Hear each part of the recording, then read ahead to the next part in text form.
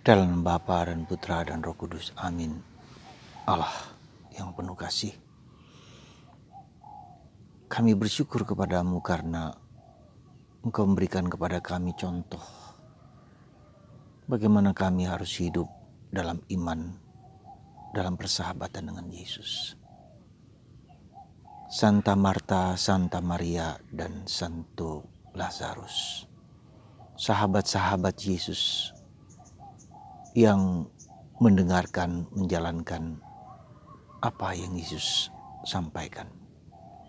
Bantu kami ya Bapa, supaya kami semakin hidup seperti mereka bertiga. Demi Kristus Tuhan dan pengantara kami. Amin. Saudara, menarik ketiga sahabat Yesus ini. Santa Marta, Santa Maria, dan Santo Lazarus. Ya. Kenapa menarik? Karena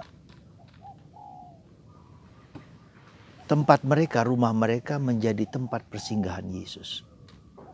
Ya. Dan mereka menjadi sahabat Yesus. Ada dua hal yang mau saya sampaikan. Pertama adalah bagaimana sebagai keluarga mereka mengundang Yesus, mengizinkan Yesus datang, senang dengan Yesus datang. Sehingga mereka mendengar, belajar banyak dari Yesus. Ya. Dan itu kita lihat dalam iman Maria dan Marta yang nampak jelas dalam kitab suci. Tentu saja juga Lazarus. Karena Yesus menangis ketika Lazarus meninggal. Jadi kedekatan, keakraban ini yang harus menjadi contoh dan teladan kita. Semangat kita untuk menjadi sahabat Yesus. Dan Yesus mengatakan memang kepada kita bahwa kalian adalah sahabatku. Ya. Bukan hanya Yesus sahabatku, tapi kalian sahabatku. Yesus menyebut diri kita adalah sahabat. Dan seorang sahabat berarti mendengar, tahu apa yang diinginkan oleh sahabat yang lain.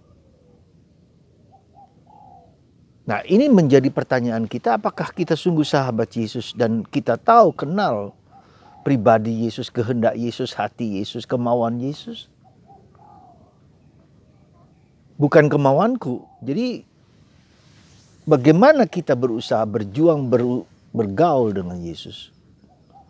Nah, yang kedua, saya katakan bahwa mengundang Yesus pertama kali. Mempersilahkan Yesus datang ke rumah kita.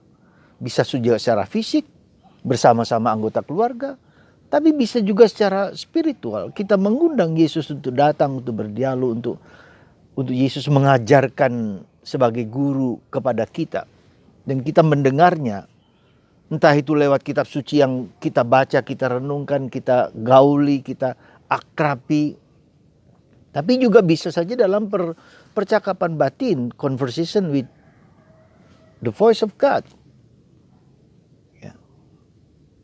Nah, itulah kita lihat. Nah, dalam menghayati sabda-sabda Yesus ini, ketiga orang ini sangat berbeda. Marta lebih menggunakan kemampuan rasionalnya, kemampuan berpikirnya. Ya. Maria lebih kepada aspek afeksi, emosional, duduk di dekat kaki Yesus. Dan mungkin memandang Yesus dengan penuh cinta, penuh kasih. Dan mendengarkan apa yang disampaikan oleh Yesus dengan sepenuh hati.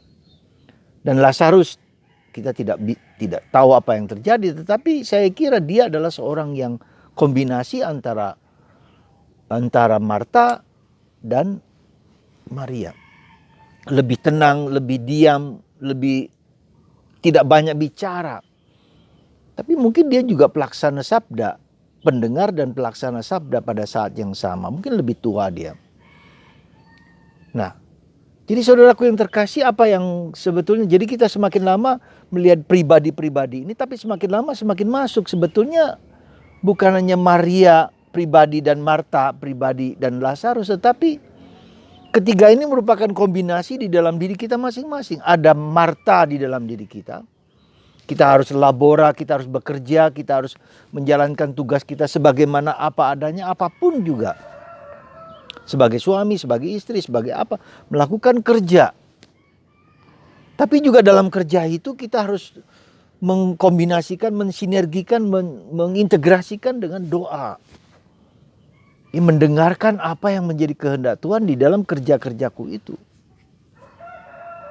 Bukan hanya mendengarkan apa yang ku mau, tetapi karena seperti Marta juga kecewa dalam tanda petik, ya ada kecewanya karena Yesus datang 4 hari kemudian setelah wafat. Ya. Tapi kemudian meskipun dia secara intelektual mengerti, tapi Yesus mengajarkan Marta juga, lihatlah. Jadi pendekatan dari Marta adalah pendekatan rasional, tapi juga Tuhan menunjukkan aspek personal seperti Maria ketika menangis dan Yesus ikut menangis ketika Lazarus wafat. Jadi kita lihat juga ketika Marta kemudian sibuk dengan banyak pekerjaan, Maria duduk di kaki Yesus.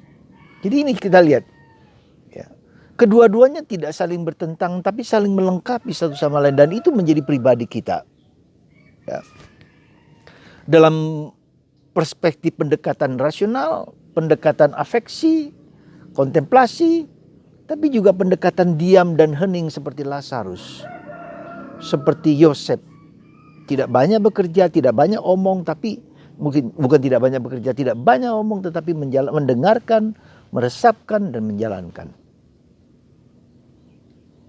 Tidak mungkin Yesus membangkitkan Lazarus jika Lazarus bukanlah orang yang saleh, orang yang dalam hidup rohaninya. Dan berkat bantuan saudara-saudarinya, Maria dan Marta, karena menangis dan karena semacam mendesak Yesus sebagai sahabat. Dan sebagai sahabat, Yesus pasti tahu apa yang menjadi kerinduan hati mereka. Saudara, apa yang kita bisa renungkan dalam diri ketiga orang ini? Ya. Kita tetap menggunakan rasionalitas kita dalam kehidupan ini. Bekerja terus-menerus, ora et labora. Tetap bekerja, tetapi bagaimana menyatukan, bukan memisahkan. Ya, tapi mengintegrasikan. Di dalam kerja pun kita menyadari kehadiran Tuhan. Di dalam problem kehidupan dalam pandemi ini, bagaimana kita menghayati kebersatuan dengan Tuhan itu. Bukan hanya pada waktu kita berdoa. Dan itulah yang disebut kontemplasi. Kontemplasi itu bukan hanya saat kita hening diam bersama Tuhan, seperti tidak, tapi kontemplasi itu menyatu di dalam kerja. Bahasanya Yesuit adalah contemplatione in actione. Dalam tindakan kita berkontemplasi, mendengarkan kehendak Tuhan. Jadi tidak sesuatu yang terpisahkan, tapi menyatu. Nah, itu yang harus kita mulai dalam diri kita, mencari dalam diri kita, ya, berusaha supaya kita dapat merasakan kehadiran Tuhan, bukan hanya pada waktu kita berdoa pada waktu tertentu, tapi pada waktu kita bekerja pun kita berdoa. Nah, tradisi Karmel mengungkapkan satu hal, yaitu disebut dengan doa singkat. Ya, Tuhan kasihanilah kami orang berdosa ini, dan itu didaraskan terus, bukan hanya pada waktu hening diam, tapi pada waktu kerja sekalipun, hatiku berdoa terus menerus. Dan itu kata Paulus, kita berdoa terus menerus tanpa hentinya. Ya, nah, lama kelamaan roh dalam diri kita berdoa untuk kita. Ya. Itu yang berdoa terus-menerus, bukan berdoa dengan mulut, bukan doa dengan pikiran, bukan dengan perasaan, tapi dengan roh. Jadi ketiga-tiganya ini menurut saya Lazarus adalah seorang yang kombinasi dari Marta dan Maria dan hidup dalam rohnya yang hidup. Dan itulah Santo Yosef, Bapak kita. Ya, mempelai Bunda Maria, bapaknya Yesus.